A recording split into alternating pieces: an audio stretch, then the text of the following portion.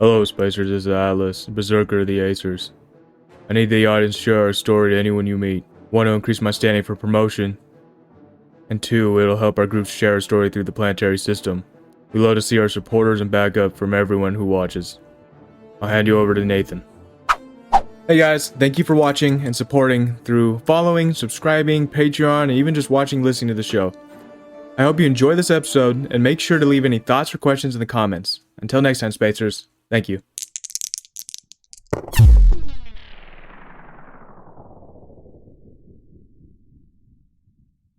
You ever get tired of drawing maps and having your players ruin your hard work by teleporting away?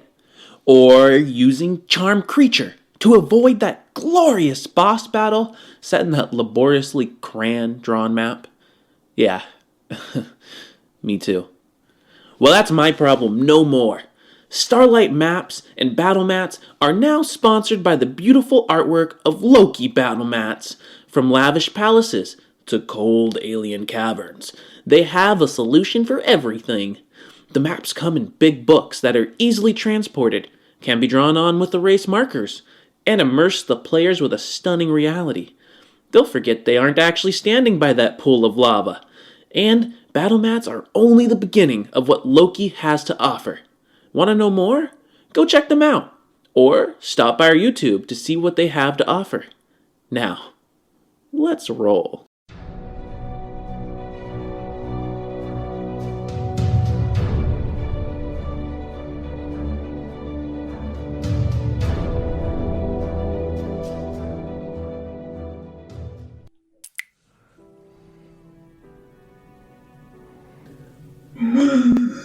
Welcome to Starlights.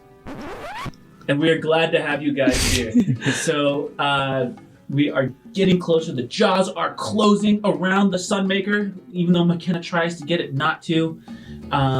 Atlas continues the story going forward so that we can finally slay some elephants. Excuse me?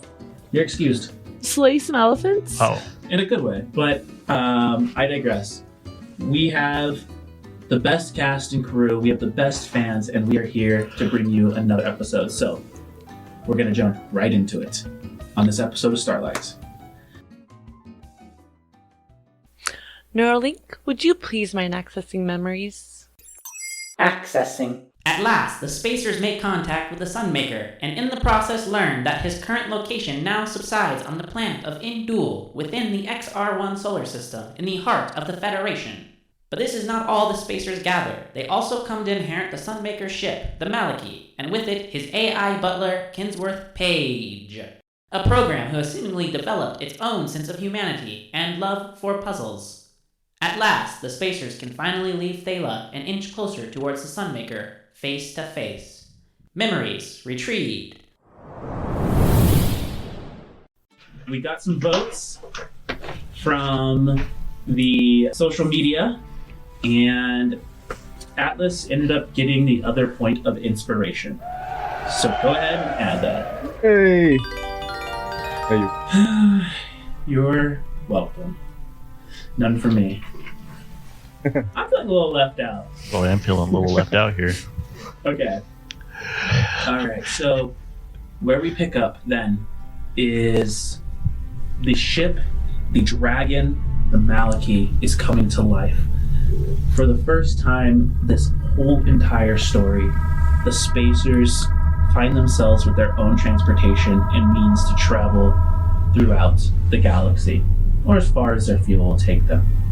You see that there is still enough left in it for you guys to make it to a hypergate, but as for now, you guys are plotting a course, I believe, to Sanctuary for multiple reasons, for multiple characters.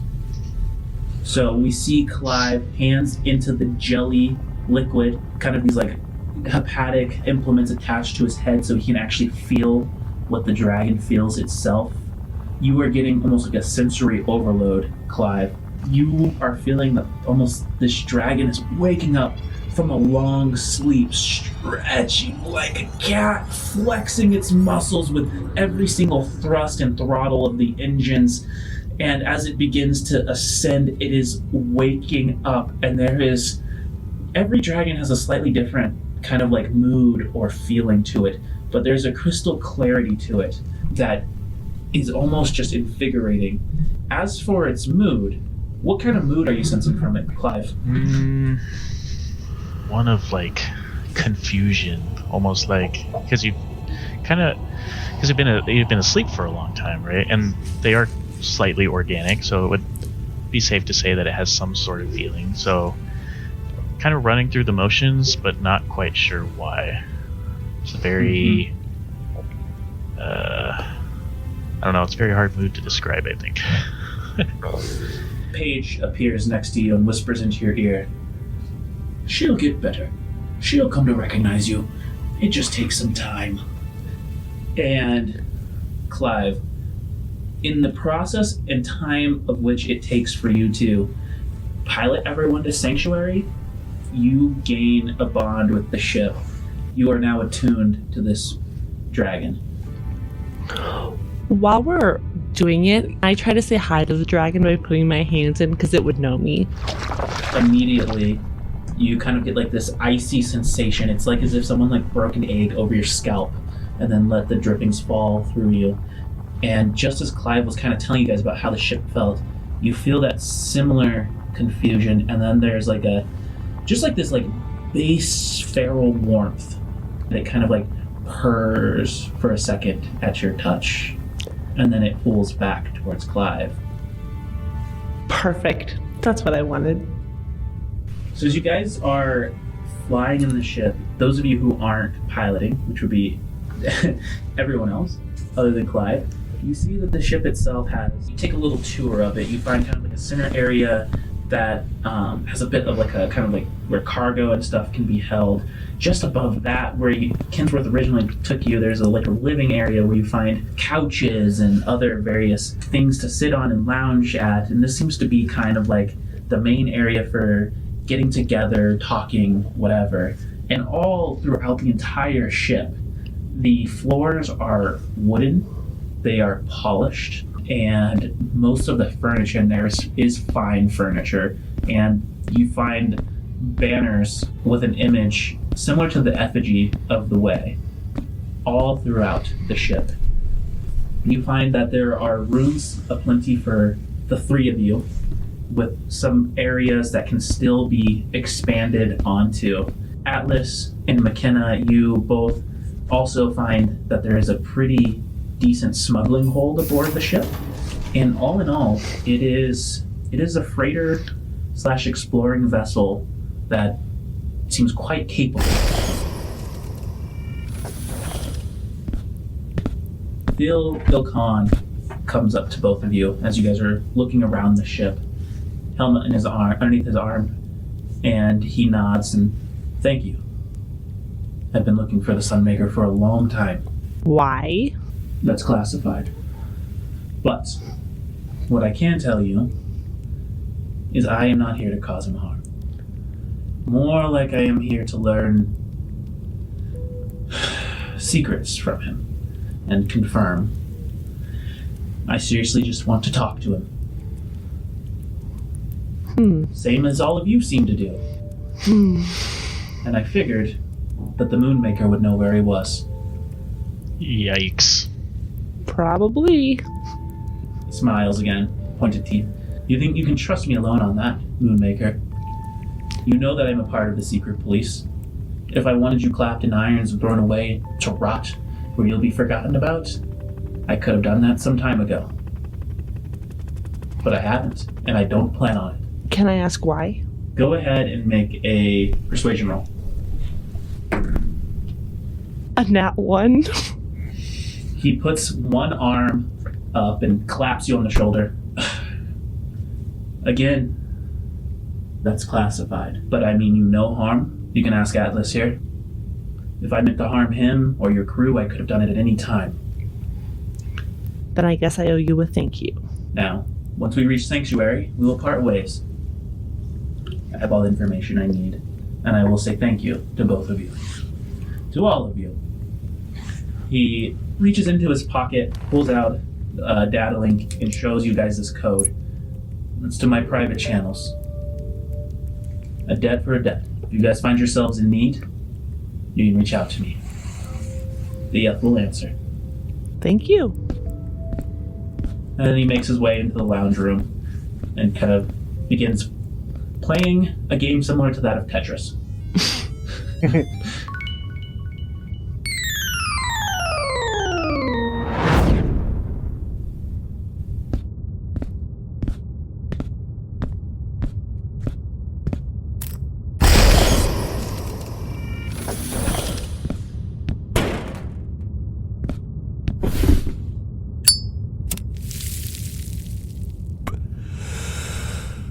Yeah, Alice is just gonna prepare a message, which I'm not gonna go over right now, but he's just gonna prepare a message, kind of like one of those like voice for audio files in a sense that can be sent out later on.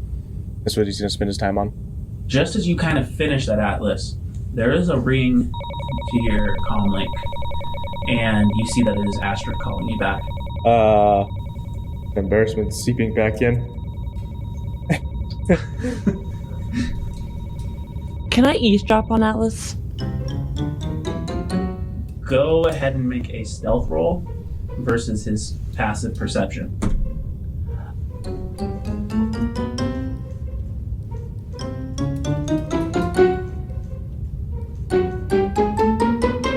Shh, a 9. My passive perception is 12. You hear, just as like the ringing starts, these footsteps just, and you see like the shadow just kind of like between the door that's like, your door's like just barely open, just a little bit.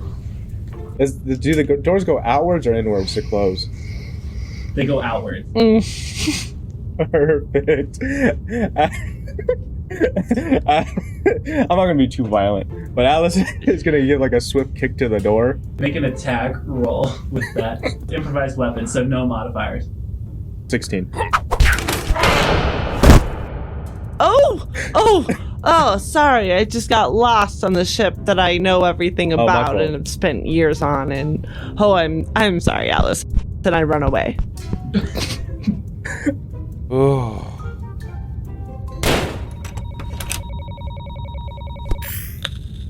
Hello? Atlas, I see that I missed your call. Yes, how's it going? Might I ask what it is about?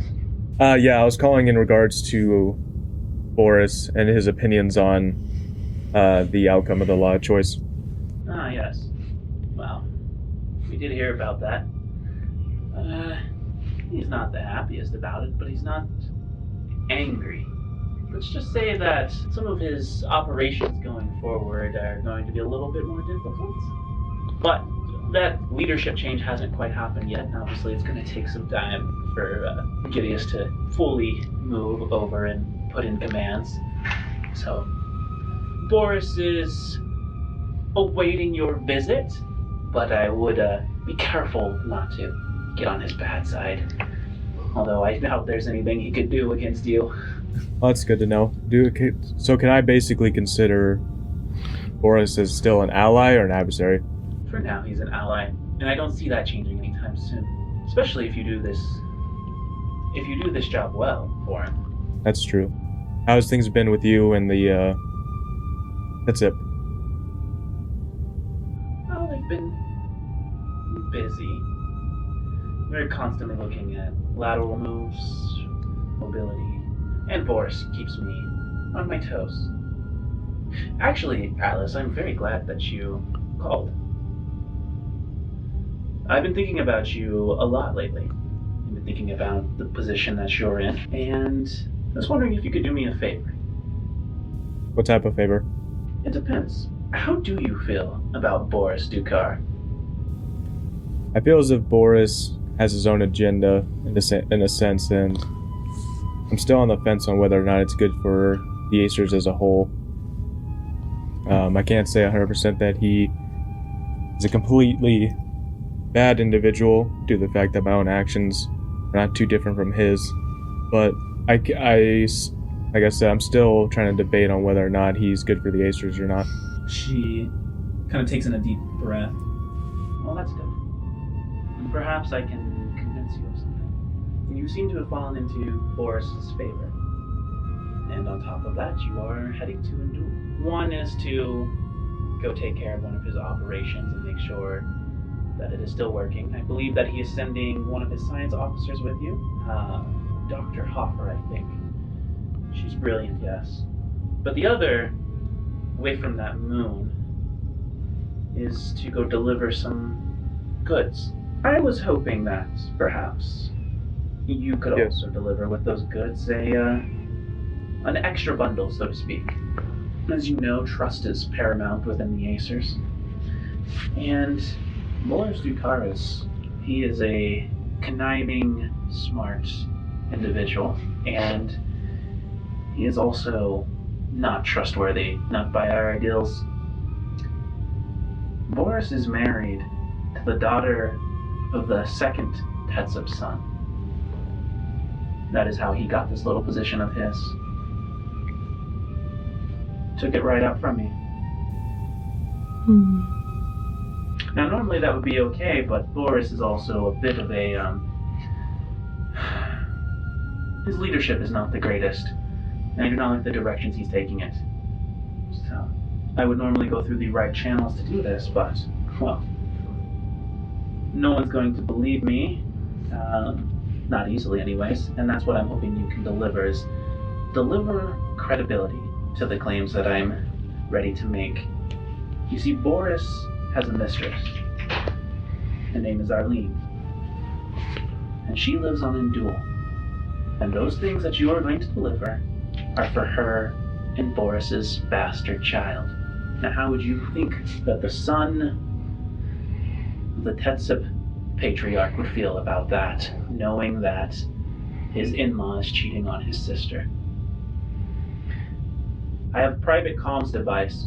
Just deliver that to Arlene's cadre. She won't know that it's not a new comm device on which to communicate with Boris, and all the meanwhile it'll be capturing and relaying information to Boris's in-law. Simple. And then I gain a seat, because I am the one to succeed Boris, and you have my debt, a promise. Just to clarify also, what is going to be in that bundle that you want me to send? It is a specially encrypted comms device. One that will capture and send the information to Boris's father-in-law. That's all. Just deliver it. Arlene won't know no difference than that it's just another comms device used to communicate with her lover.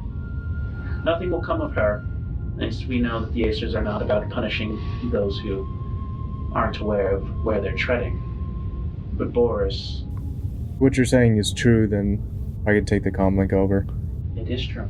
And I promise you that when I take Boris's seat, we will be here to help you. Alright, well, I will see you when we get back to Sanctuary. Also, I have to obviously pick up Boris's doctor, because we'll be starting to head out pretty soon. Dr. Hoffer is lovely, although she's a bit frail, so take care. I unfortunately won't be there, but Smiley is my personal assistant, and he will make sure that you receive that comm link. Perfect. Will Smiley be coming with us? No. He plays the part well as Boris's second-in-command idiot guard, but he is anything but stupid. Alright. Well, we have a deal. That is good. And maybe next time I see you again, you can try that kiss on the hand a little bit better. I'd rather not speak about that.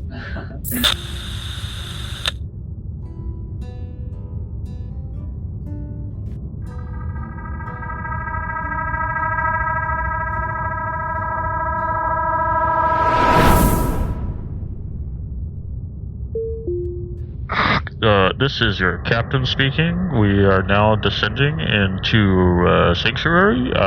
Please, everyone, would you sit down and buckle up?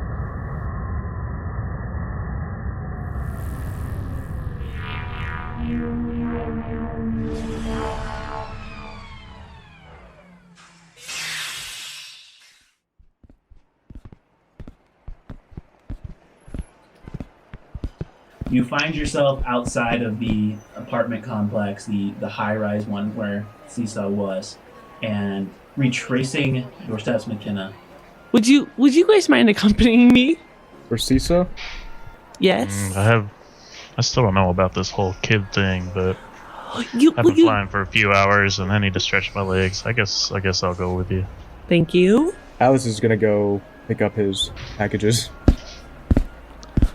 Wait, you can't just leave us. Please just wait. It'll take like 10 minutes. I don't think you guys need much help with a single child.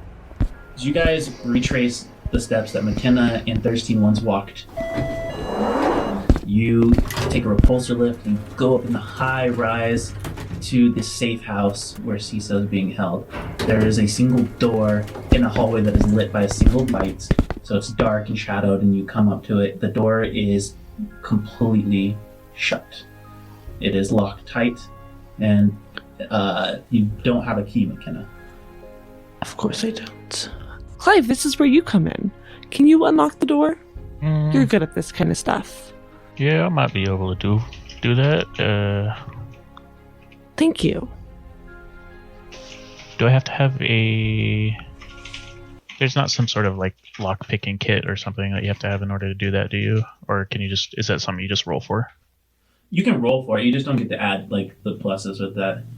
So, okay, so it's just a dex. But no modifier? No. 16?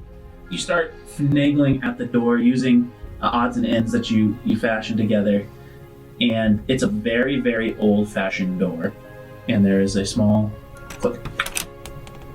The door opens after Clive is done, and you can see that part of the lock's been ruined now.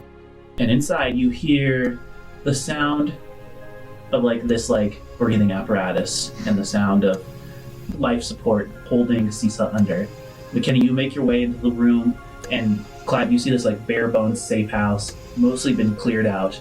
And as you turn around the corner, you see Seesaw in a bed, strapped down by like these like leather thongs, with it looks like Thirsty put all the equipment back on, and so these tubes are in him that are keeping him under anesthesia. I'm going to write a note first to Thirsty to say thank you for being a great dad in the short term. Love, Marty McFly. And then I'm going to pull the tubes out of Seesaw and carry his body to the ship. Atlas, can you roll a die 100? I can. I have those ready. 47.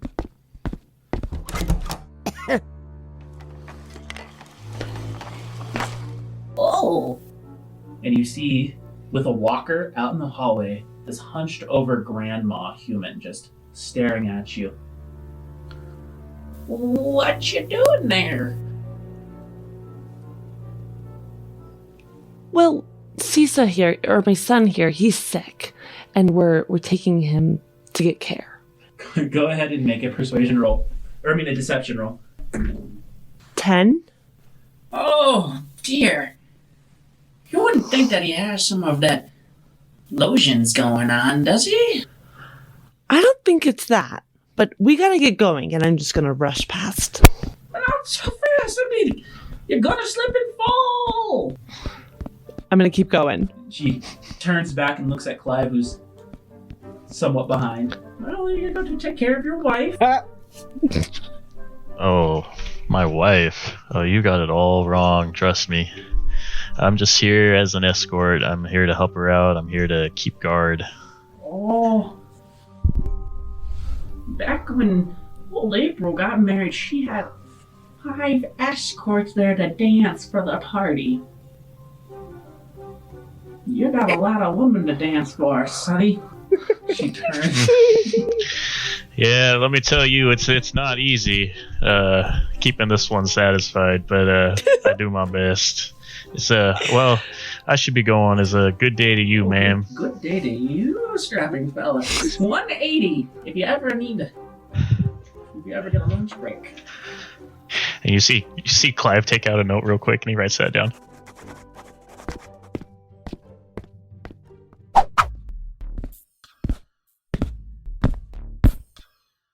Boris brings you in, and you're brought into his office, Atlas, and you see like on these kind of like floating like lifts, this big silver case of supplies. Boris is there, kind of tapping the sides of his big belly. You can see Smiley, the red-skinned hobgoblin, off to the side, arms crossed. And there was a new person there that you haven't seen. You see Dr. Hopper as she's introduced, a drow that she wears glasses that are like kind of sharpened at the end almost, and you can't see her eyes from behind it. So she has white hair and is a frail build. Well, Atlas, you are keeping to your word. My. I already have a better feeling that you are going to be more successful than the last one of these smuggler boys. Well, so this here, and he taps the metallic case, is what you're going to be smuggling into Endure. You'll find the coordinates there to your location. It's just a simple meeting rotunda, and there'll be a small cadre of people there to pick it up. She'll be pretty easy to get it through, but just so you know, you are smuggling these things, and if you see anyone following those group of people, you're the perfect one for the cause. Ideally, they wouldn't see it, but make sure that they're out of the picture. And then, if I might introduce Dr. Hoffy, it's good to meet you. Yes, you're gonna go to Vindigus with Dr. Hoffer and take care of our outpost that we're working on these communication devices. She is a most excellent chief scientist, and she'll be putting everything back into order. Hopefully, there's nothing wrong there, but in the case that there is, I trust it to your capable hands that you will be able to take care of it. Now, you tell me that you have transportation. Yes? Yes, I have transportation. Good. Well, then, let me go ahead and have this uploaded here. This will get you past most things. And I don't want to shortcut you, Atlas. I want to make sure that you are fueled and you are able to get to your location. So you will be taking your first hyperfuel jump on me. So let me go ahead and get that uploaded to the hypergates, and you will just need like a calling code. What should I put your ship's crew in as? We were supposed to discuss this. Yeah. This is all you, Atlas. You guys can discuss it right now. Oh, no. I want to see what Atlas comes up with. So Alice is going to comm link the both of them, like in a group call. What's her ship called? Well, it's not called the Maliki. I can tell you that. So that rules out one name option. We could do Maliki backwards. You'll come. You'll come? It'll be yellow come. It does sound like you'll come. Alice is going to tell Boris, give me 1 second, just so he doesn't look at him just staring. Of course, go ahead. We could do Battle Gob.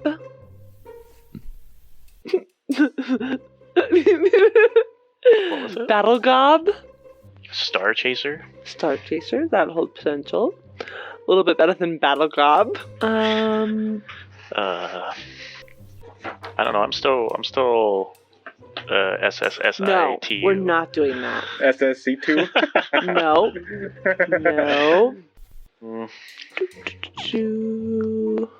It could be C2. Like if you guys wanted to go for like a more sci-fi thing, it could literally be like a C and a 2. Yeah. Like that'd be kind of cool. Let's do it. SSC? Wait, what are we doing? SSC2? Or just C2? Just C and 2. Like the letter C. What does that two. stand for? Strongest in the universe. Oh, dude. Okay. Alright. But no one else is going to know that. I just think I'm not against it. I just think it's so funny. We know that, and that's all that All right, matters. so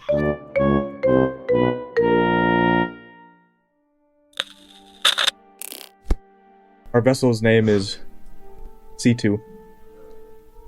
C2. I like it. Short, practical, model number maybe. Perfect.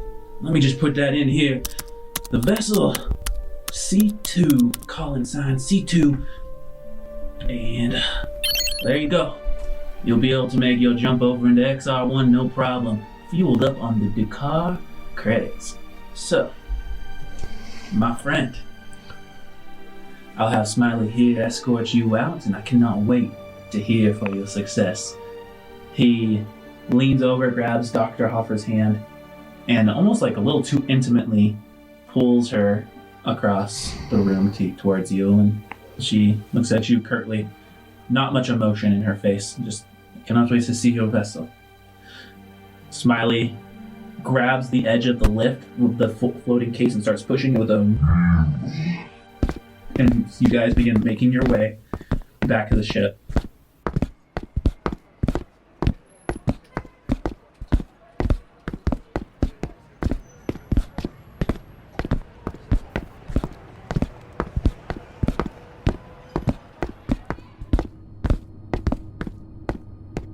As Dr. Hoffer begins kind of like looking around the ship to it and begins making herself at home, Smiley loads the cargo case up into the cargo bay and then looks at you and for the first time says, The item. takes it out and hands it over to you. Alice will take it and put it away. Smiley raises a hand and folds the thumb into the four fingers and holds it up as a sign. May your travels be safe, may your sword remain sharp, and may all of your enemies fall to their knees. And then, without a single smile, he turns and leaves. And as he's leaving, he passes both Clive and McKenna as they are making their way into the ship. So there's no confusion. Alice will go up to McKenna and Clive. So we have fuel and payment for our passage into XR1. The only thing is that I have to do a small job when we get there. But because of that, we can now get there pretty freely and also not without the expense of fuel. Small job, you say. Now, what exactly does that entail? What exactly are we getting ourselves into here, Mr. Atlas? Because just to point out, I still am the only one that can pilot this ship. Alice will look over to Clive. As a matter of fact, I actually have a doctor that could probably fly this ship for us. Probably, huh? Also, Paige would probably fly this ship for me too. Paige pops in. Only if you answer the right question. Exactly. But no, obviously I want your guys' cooperation. The fact is that the job itself is going to be, it is a smuggling job. It's going to be for a crate of content and also the doctor herself. There's going to be a group that's going to be picking it up when we get to Indul. So just to be clear, we're going to be smuggling a child I have not actually adopted who's a synth, Clive who is a synth, the stuff that you're bringing, that you're smuggling, and a massive dragon that we have under disguise. Okay, great. Well, I say that's what I meant with doing this job. We'll be able to have access to basically getting through to XR1 without too much of... Right. It's... The dilemma still is that it's a ship connected to the Nuguvu Knights. And that is... That'll be fine. The coding it should be cleared. Like, we should be able to get through to XR1. Let's just at the very least. Be aware of consequences that could come of this. So what exactly is it that we're smuggling? Basically, in a sense, it's just going to be merchandise basically on smuggling items for Boris so he can make his business expand. So I mean, that is... Basically, what you're telling me that is you have no idea. Well, no, it's basically just, items to expand his business. What kind of items? Why do they need to be smuggled? I'm gonna be completely honest with you, when it comes down to a lot of this techie stuff, I don't really know. I just know that it'll expand his business, and the doctor will be an assistance with that. We do have to stop and Vindicus around that moon. Dr. Hoffer walks into the room after having settled her stuff into one of the spare areas. Claps her hands. Vindicus, exactly. The dark side of the moon, to be precise. The moon doesn't really shift too much. Perfect. I will introduce you. This is Dr. Hoffer, and this is Clive and McKenna. And this is Thesa, who I hold up in my arms, who's currently passed out. Quaint. I do just want to point out that most good things don't happen on dark side of the moon. From prior life experience. Well, we can hope that this is different. Now, as our compatriot here was saying, we'll be going there because, as you all know, you are a part of his crew. The outpost in which the Tessib family in Dakar is working on for communication relays has been inoperational. We will be making the first stop there, where we will go and make sure that everything is as it should be. And if not, we will put it right. But I seem to think that communication is already difficult there, and they sent other idiots when they should have sent me to go take care of it. Okay. And I'm rushing back to a room to settle Thesa in. Well, I'm glad she accepted that. Clive? I mean, it's fine by me, you know. I'm not a stranger to smuggling. I'm not a stranger to any of that kind of stuff. I just want to make sure we know what we're actually getting ourselves into. I'm not keen on dying anytime soon, and I don't want us to fall into some sort of trap. I've been doing this for a long time. I've seen a lot of things, but I trust you, Atlas. You've proven yourself more than once. So if you say it's going to be fine, then I'm with you. Yeah, for the delivery itself, too, I can handle that alone if need be. I can't actually confirm whether or not everything will be safe, because Boris did mention that people may or may not be following or attempt to follow the people picking up the package. I do have one request, though. When we get to the moon, if Dr. Hopper and I could have a little bit of a talk just between the two of us. I mean, that's just between the doctor and you. But if that's something that we can agree on, then I'd say let's start moving. All right. Clive will make his way to the cockpit to get the ship started. And with that, for the first time in quite some time since landing on Thela, you guys go through all the procedural checks, and the C2 rises up from the city sanctuary and begins to take off towards the hypergate.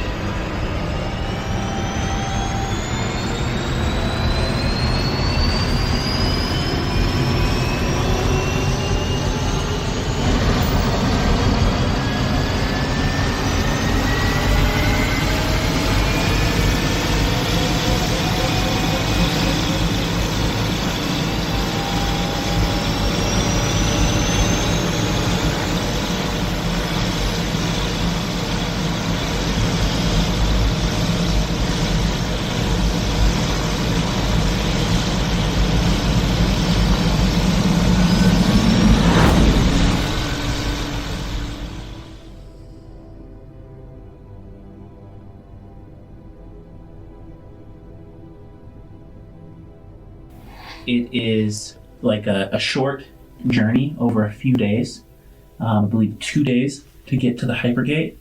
And true to his word, as you guys see this monolithic structure that's circular, kind of floating as if just hoisted there and left by God to dangle. You see various gate lines within it where all kinds of ships are kind of like getting fueled up and then getting shot out in directions that have been mapped out by the guild. The C2 is no exception. The dragon comes up. You see various dwarves doing spacewalks out in these like second skin suits, fueling it up. Robots that are out, making sure that the ship is in tip-top shape to go. And your credentials are accepted. And without you guys having to pay, the voice tells you that you guys are good to go. It's already been prepaid for. And you hear the rumble. The ship begins to shake, and then it suddenly just gets thrust forward into the darkness. Stars become lines that zoom past, and you guys find yourself rocketing from one edge of the known universe to the other. That is so cool. Yeah, we're finally off this planet. That was so cool. You guys all start to kind of get to know each other a little bit more. The journey is a 7-day journey, roughly. As far as on your end, for your biological clock anyways. Now, of course, the time it takes across like actual time is different. Does Sisa wake up at all? Sisa does wake up at a certain point, and you are alerted to him, you know, kind of like as you're mid-dance much later, and you just hear him kind of go, "Ugh, my eyes! Hello? Hello? I can't see a thing. Is anyone there?" You immediately drop Clive and rush into a different room to go find him. There. Is he blind? He seems to be. I'm gonna try to calm him down and then do like a survival check. Okay. Go ahead and make a straight charisma roll. 14. I know you. I know you. Calm down. Take a deep breath. McKenna? Is that you? Mm-hmm. Where am I? You did something to me, but you... Where are we? Where are we? Well, let's figure out the whole blindness thing, and then let's talk about where we are. Roll a survival roll. 8. You're not quite sure. This could be like a side effect of really strong anesthesia and all that. Sisa, take a deep breath. Okay. I'm going to be completely honest with you, and I'm not telling you any lies. We are on the Maliki, Maliki, what the hell which is that? belonged to the Sunmaker, who was a friend of mine, is still a friend of mine. Okay. And we are being currently thrust into space on our way to a moon. And then we are going to Indul, where we will connect with your sister, just as I promised. He like stops, kind of like thrashing. The sweat's kind of on his brow. Carice? Yes. You're not lying. No. I told you I'd be completely honest. We have to stop on the moon. Sounds like it'll be a quick stop. I don't know all the details. It might not be a quick stop. I'm being honest with you. And then we will be heading to Indul. You actually think... At the time, I don't know whether to hate you, be amazed by you, think you're crazy, or we're actually going to find Carice. Yes. And you think it'll be safe? I wouldn't be bringing you if I didn't. Make a persuasion roll. 18.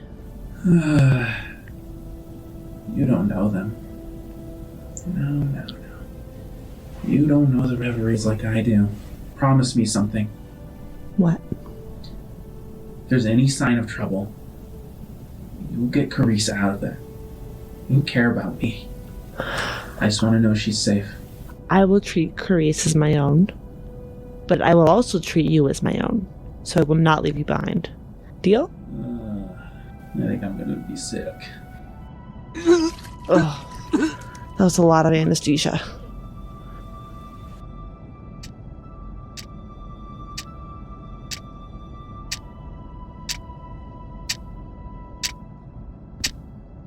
You guys start to head to bed.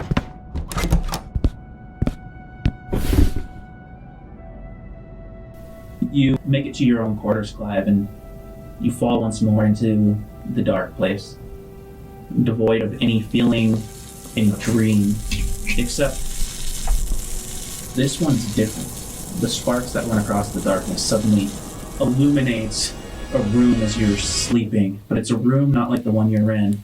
It is one that looks like a dirt hovel. The sides of it are built with clay. You look up. It smells of burnt dirt and hot wheat.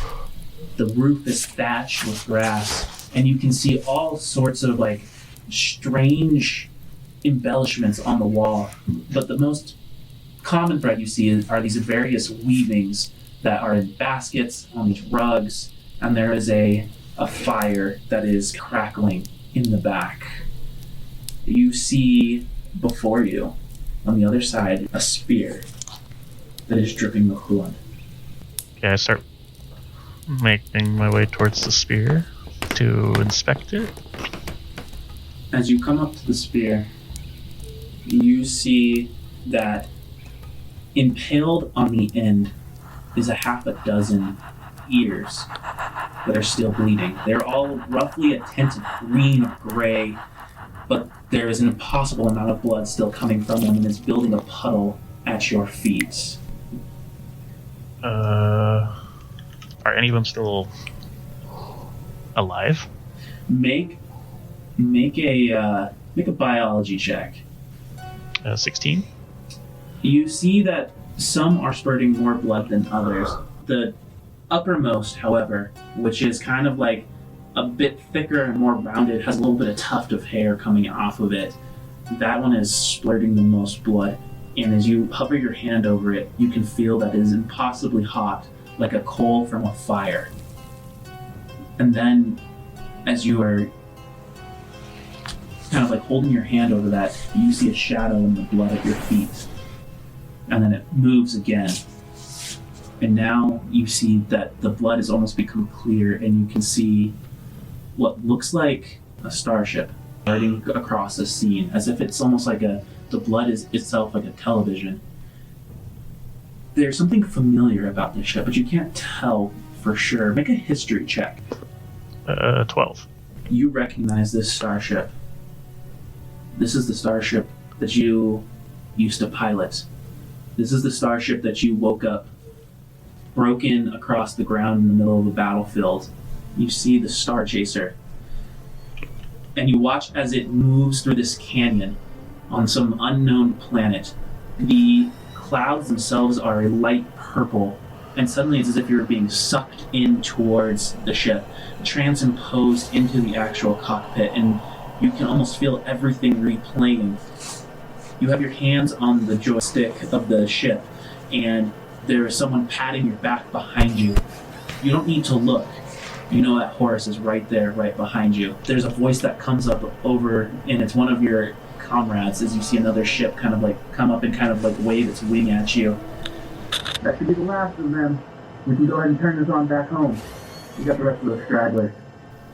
And the ship starts to turn as a shadow descends like a hawk over prey.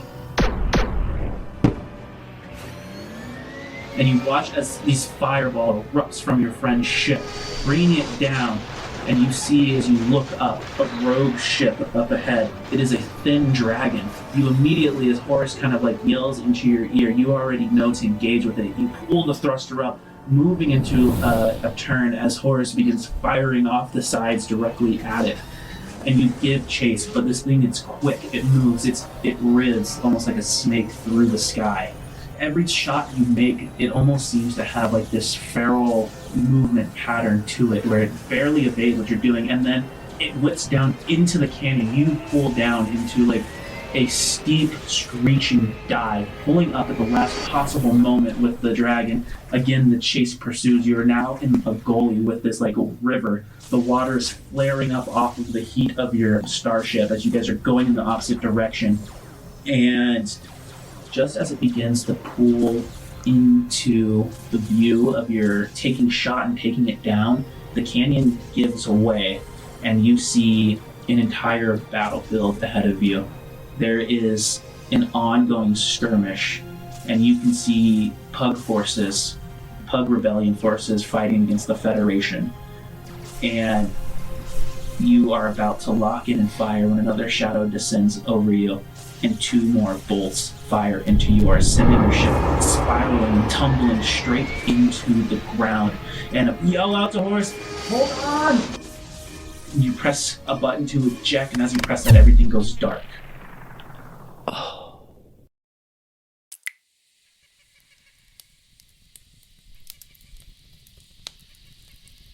You wake up again in this hovel.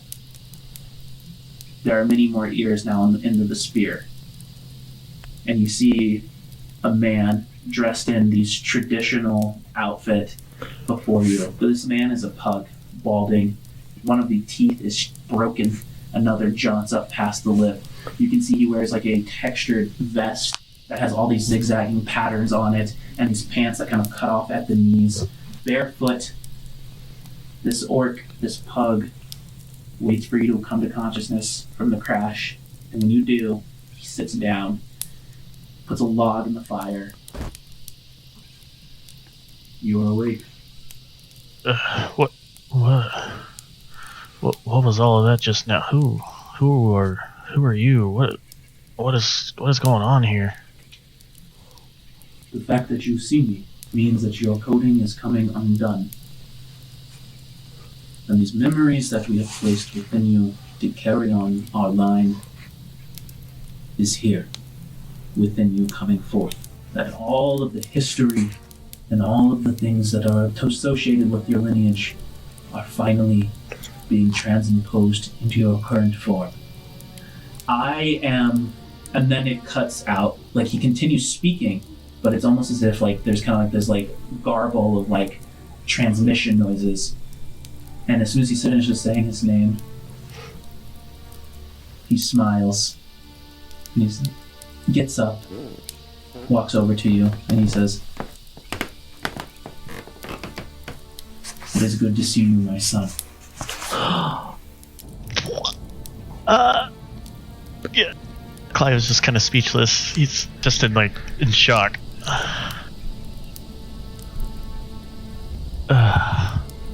This. What happened to me? Why are you appearing now? What? We struck back against the Federation. They came. But now we've given you a second chance. Your mother and I and the Shrined Cross. We've given you a chance to reclaim what could have been lost. And there's no better justice to it that I can imagine than this. He looks at you and he says, "This form of yours. But your heart still beats like a warrior. You still run strong with the spirit of the orc." I'm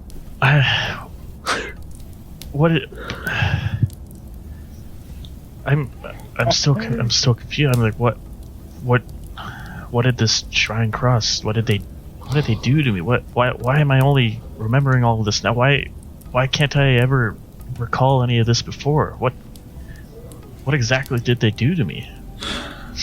I do not know why you can only recall this now, and then can only imagine the questions you have.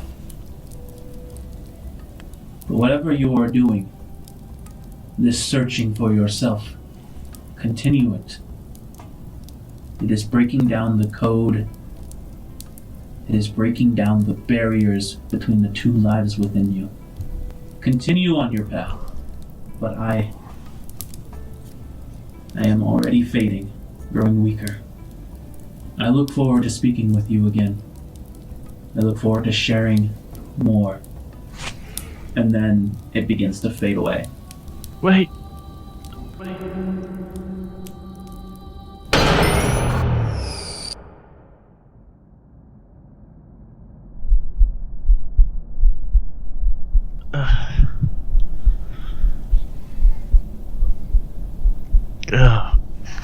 Oh God. Oh. What a terrible dream, but I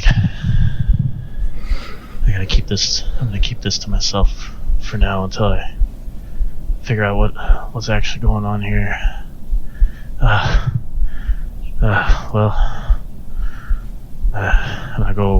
need to go make sure the ship's intact. I need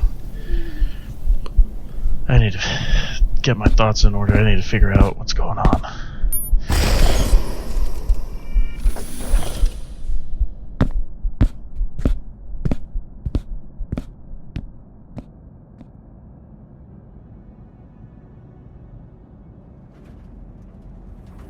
After roughly a 7-day journey, the lights and the stars wind down as the C2 comes out of hyperspeed with a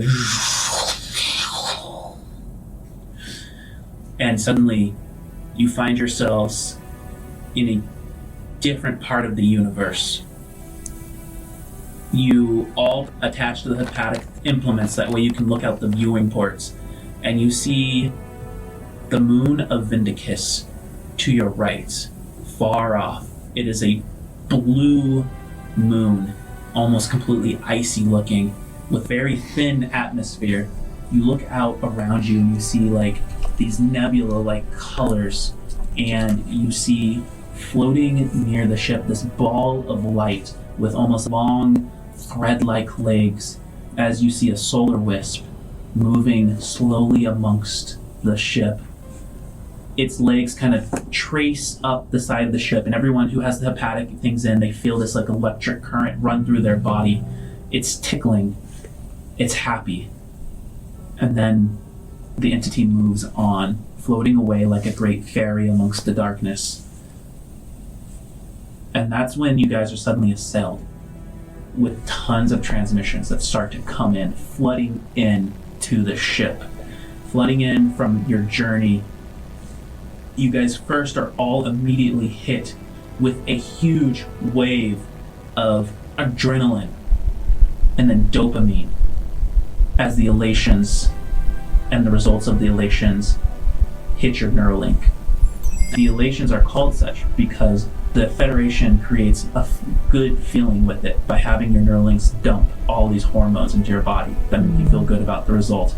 And for a moment, you all just kind of freeze for a second. Your muscles and your body's locking. There's a sensation sends goose flesh up and the hairs on end. And then suddenly, it's gone. It's like the greatest high that lasts for about a minute.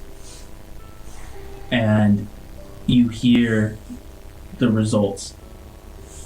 I, Mr. Turnby, accept the seat within the triumvirs. You guys find out that the hand becomes the new leader. And then more information floods in. One that makes your skin crawl in the opposite direction. One that fills all of you with either dread, surprise, or makes you grit your teeth. An attack. A invasion upon the planet of Indul. Just days after the elations occurred.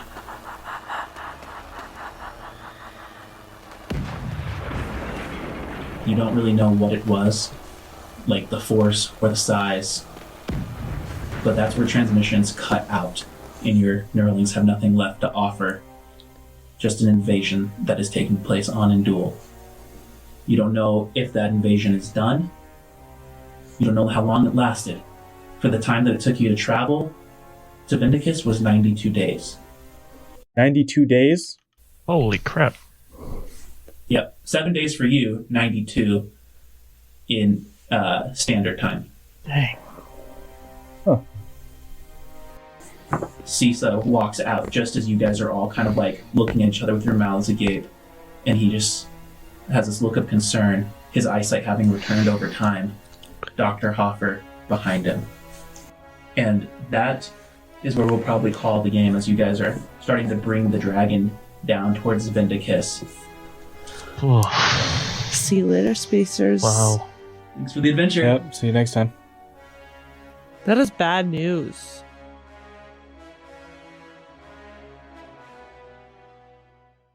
Thank you for listening to this episode of Starlight.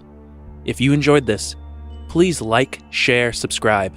For early releases, exclusive RPG content, and other bonus material, check us out on Patreon at patreon.com/starlightadventures. And to reach us for questions to be aired, email us at thestarlightadventures@gmail.com. See you next Tuesday, Spacers.